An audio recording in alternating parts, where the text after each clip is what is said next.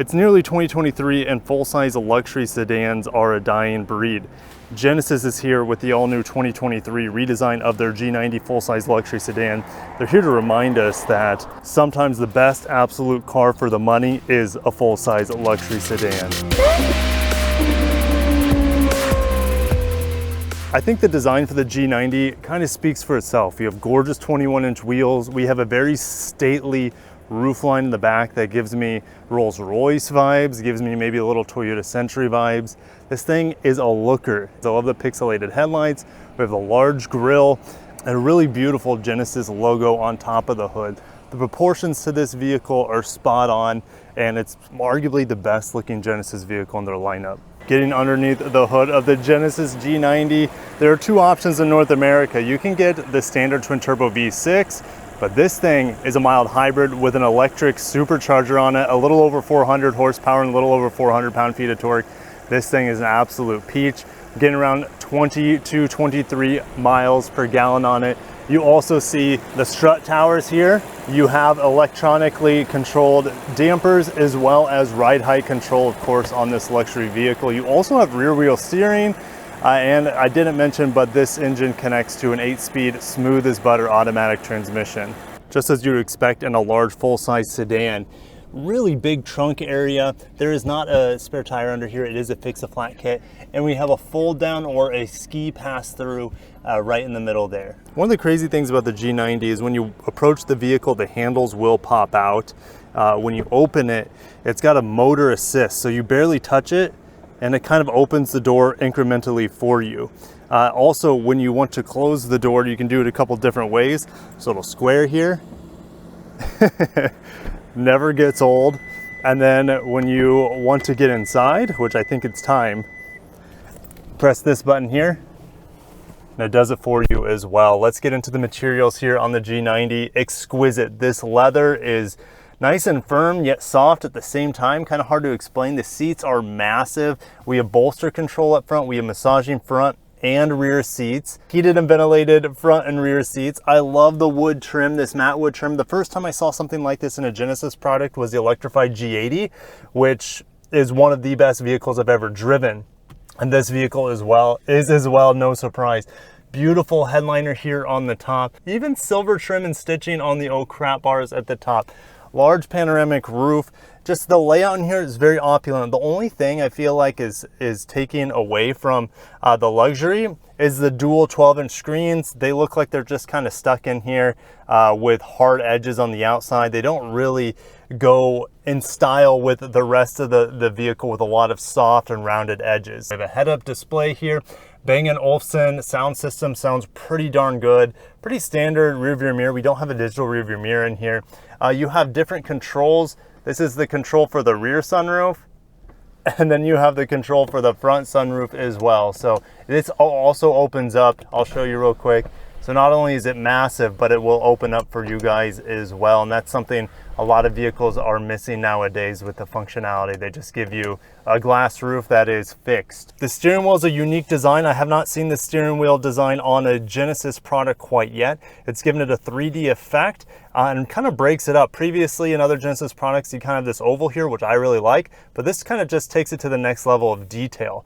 Glossy black buttons around here, but they are real buttons. They're not touch capacitive. The only thing that's touch capacitive is your preset selector when you're flying through your station's volume here. You can choose which information here as well, and then the MID will change depending on the drive mode, and you can hold it for a customizable chauffeur mode. No kidding.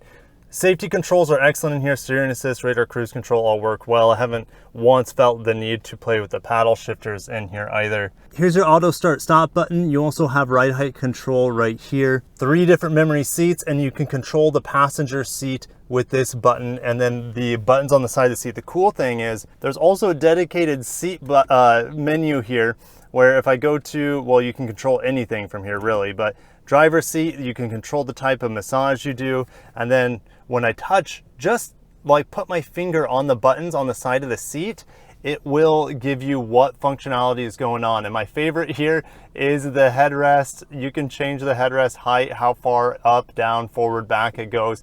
And then when you twist this, you can also use the side bolsters. It's the most over-the-top seat function I've ever seen.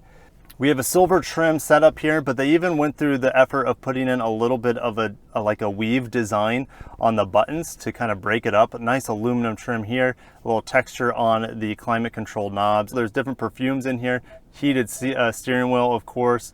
I don't actually mess with this that often. I just kind of leave it on auto unless it's really foggy. But the defrost buttons are really easy to get to as well. Now, something that's kind of fun here is a mood curator. I've never seen anything like this in another vehicle. There's different moods you can select, and you'll get different music, you'll get different perfumes in the vehicle, you'll get different massaging seat functions, and then I'll also put the sunshades in a specific portion as well. So it's pretty cool. I haven't messed with it that much because my kids have been in the back seat and I don't want to screw with their seats a whole lot while I'm driving. Now, these buttons are awesome. I can close the doors as I let my kids out for school. They don't have to shut the door, so that's pretty cool. 360 camera, nice little crystallized drive select here in this rotary knob. Not only does it have a touch interface, which I never really use, but you can use it to control here. This is also a touch screen, so beautiful that you have your own choice. I love that we still have a volume and tuning knob and a couple cup holders here as well, but you can hide them and it looks nice and classy there.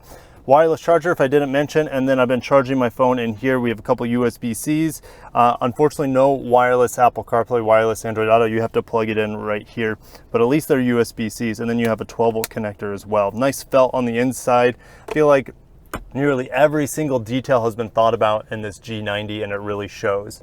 Sunglass holder with a nice aluminum trim with a felt interior, go figure. Now to get out, you press that button and I just kind of gently push here. Now I don't have illuminated sills here, but you also have puddle lamps. I don't have a picture of, I don't believe, but yes, when it's nighttime, you have puddle lamps that shoot down from the door handles or the mirrors. I'm not quite sure, but it looks pretty cool. Now I unlock the door handle pops out. The back seat is just as an amazing experience as the front seat. I'm gonna throw my kids' stuff over there and get into this luxurious seat. Now, this seat over here is the one that has the ottoman. This seat will fold forward. It's quite lengthy of a process. I'm not really gonna do it for you guys, but the nice Genesis pillow covers on top of the headrest.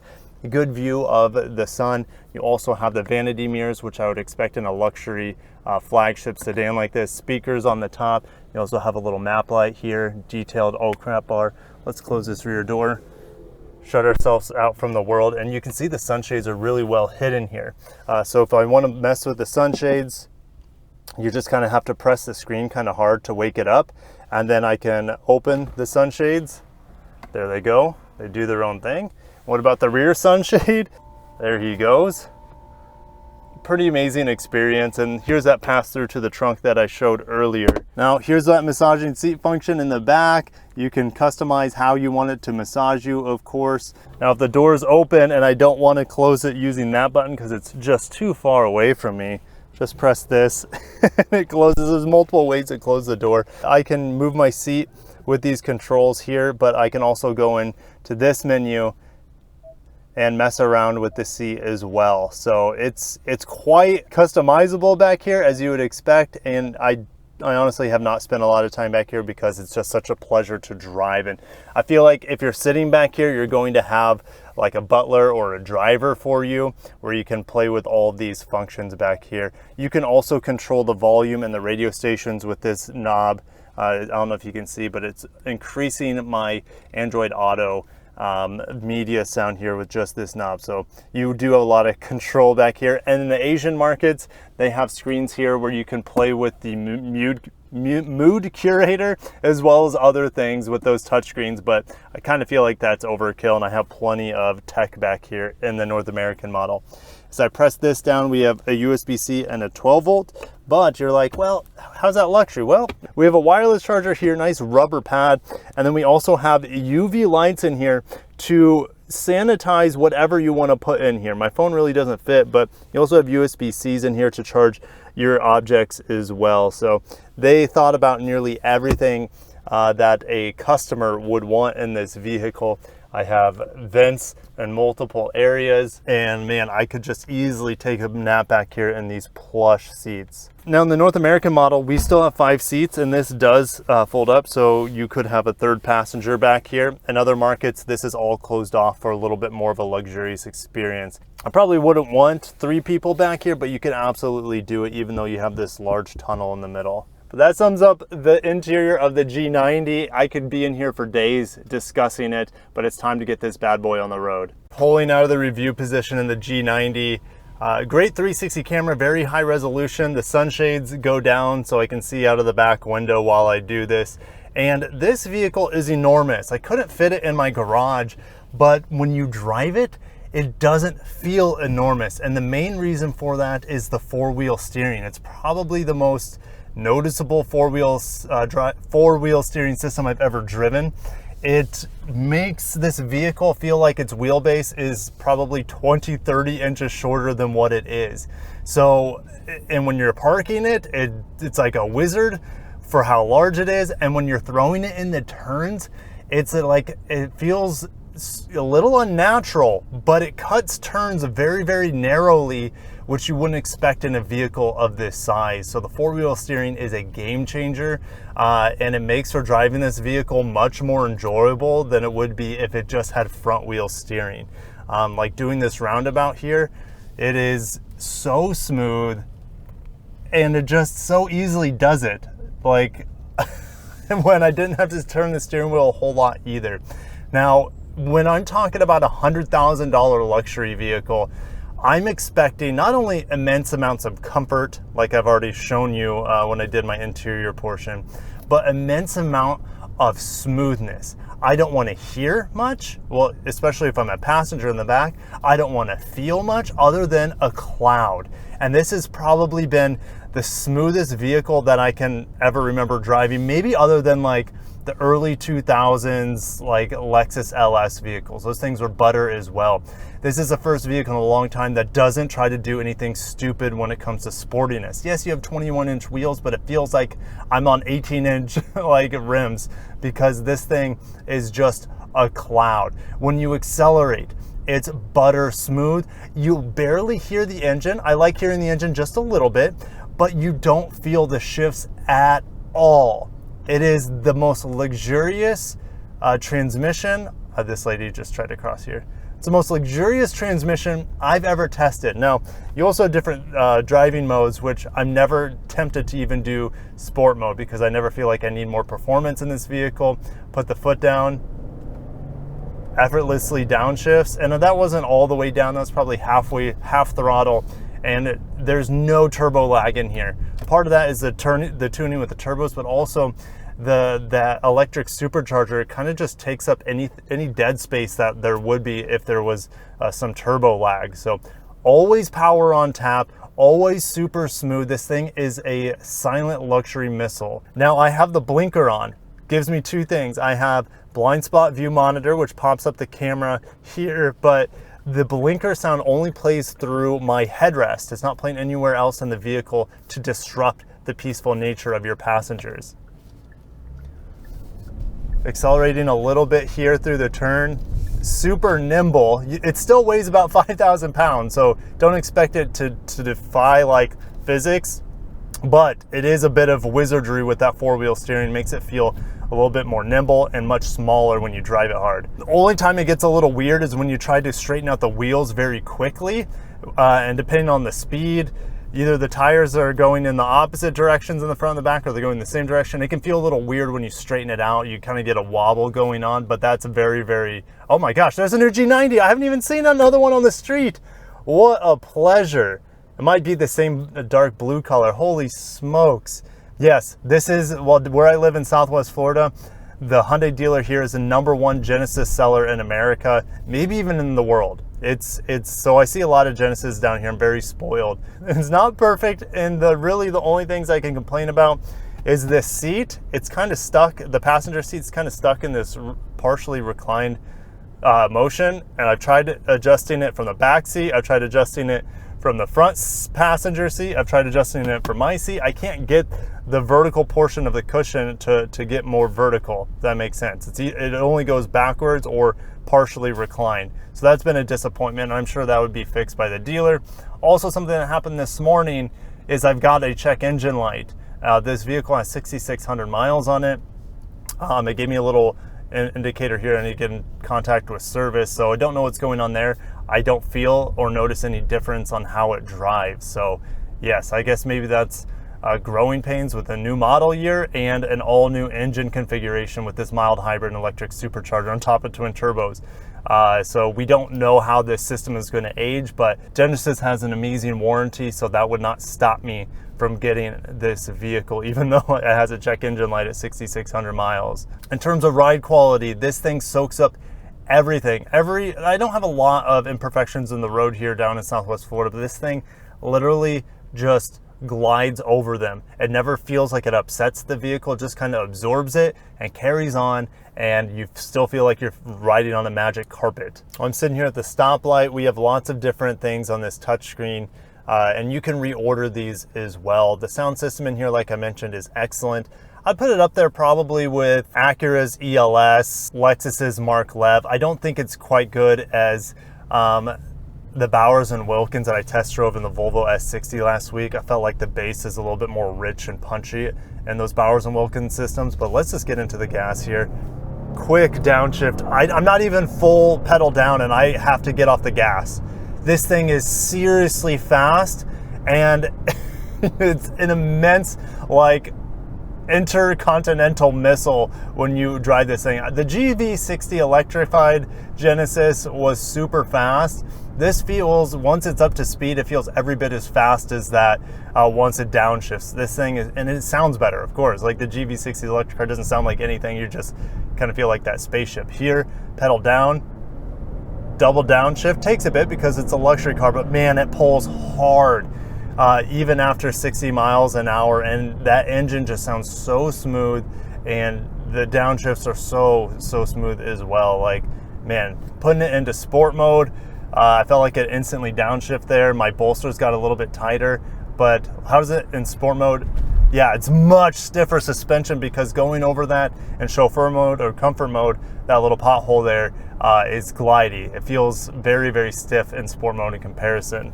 The brakes in here are amazing, super predictive, nice and strong brake feel, and it shaves off speed very, very quickly without any drama. With a super long wheelbase, you don't get hardly any teetering effect like you would in an SUV. Also, a lot of other Genesis products I've driven, pretty much all of them with the twin turbo V6 or even the 4-cylinder turbos, they annoy the heck out of me because when you come to a stop, they start downshifting early and it messes with your predictive braking.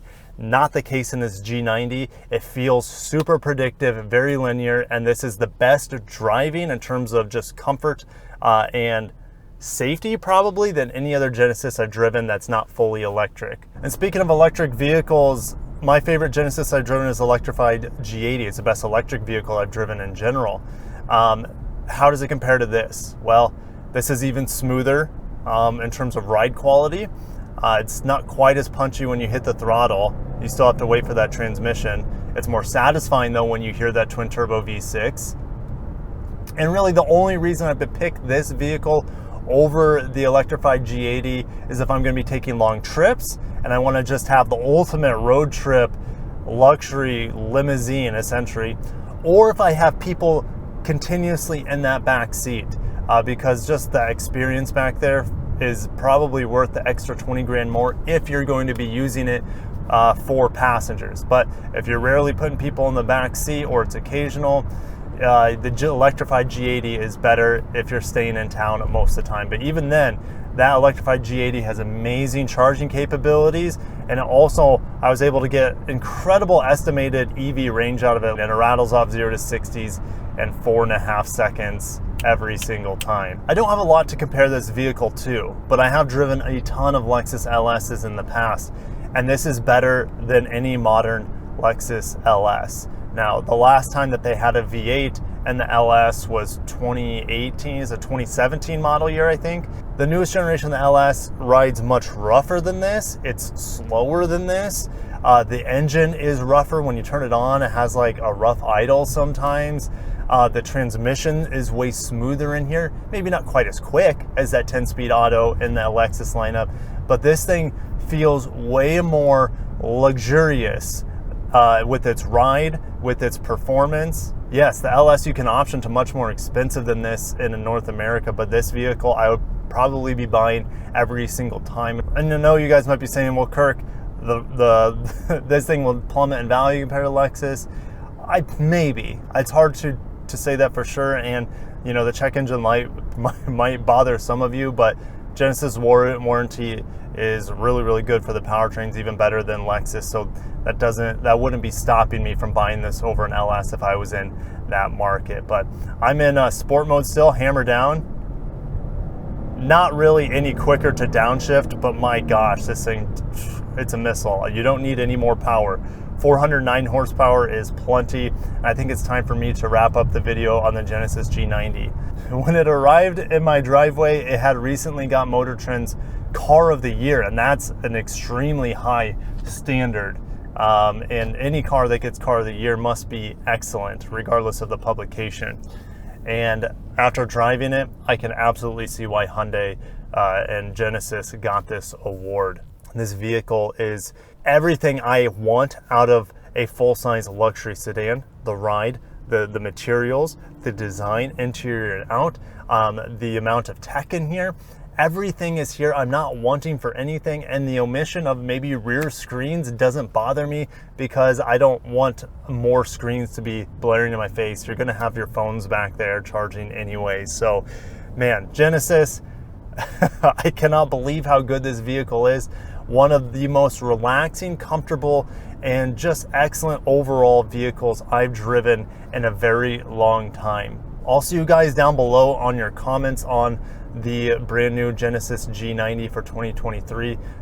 I don't even mention it has four-wheel drive. Yes, this four-wheel drive large luxury sedan has brought a smile to my face and comfort to me and my daughters as I take them to school this week. But I'm gonna end it there. I could gush over this vehicle for days, and I'm gonna be a little bit sad when this gets replaced with the Supra.